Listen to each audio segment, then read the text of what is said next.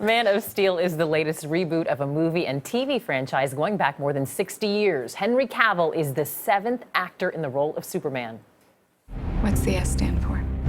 It's not an S. On my world, it means hope.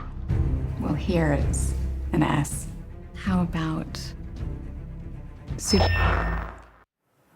So how does he stack up? Let's ask film critic Matt Singer of IndieWire.com. Good morning to you, Matt. Good morning, guys. So this is the summer of superheroes, it feels like. Is this one worth it? It's got a great cast. It's got great effects. I didn't think it was a great movie. Superman is kind of a guy caught between two worlds. He's the farm boy from Kansas. He's the alien from Krypton. The movie itself kind of caught between a character drama and a big superhero movie. And I found the character drama actually pretty compelling and the superhero stuff kind of tiresome, which is crazy because I'm a huge comic book fan, but I kind of lost the man in all of the super in this one.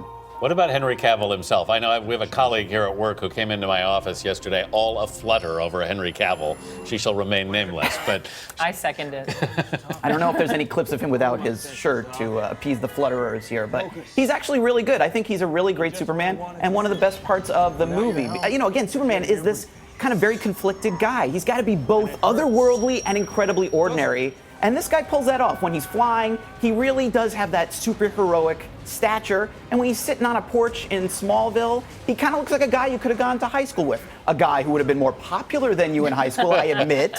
But he has kind of a regular guy charm. Okay, so he's the 7th. Let's take a look back at some of the ones, his predecessors. Let's start with Superman Returns 2006. How does he compare? Yeah, Brandon Routh, he was kind of a victim of circumstance. Bryan Singer, the director of that movie, he really wanted to make a Superman movie that paid homage to the Superman he loved, which was Christopher Reeve.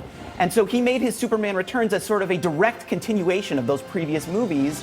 And, the result for him was he had to kind of not only play Superman, he had to play Christopher Reeve playing Superman, which he did a pretty respectful job of, but he's more doing an imitation than a performance. It's just not a great place for him. Is Christopher Reeve then still the sort of Superman to beat, if you will? Well, for me, he is. But the thing about Superman is he's kind of like James Bond. He's an icon that spans generations, right? Whoever you grew up watching, that's your guy. And for me, that's Christopher Reeve. That's the guy I grew up watching. And what I love about him is the way he was a great Superman and a great Clark Kent. And he convinced you.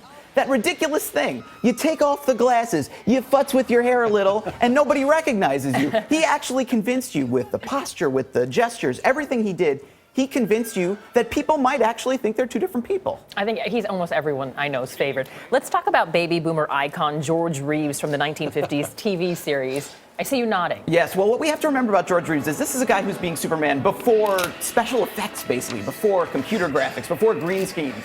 Maybe some wires there, I don't know. I don't know. Before weight training, before dieting. This poor guy had to be Superman on charisma alone.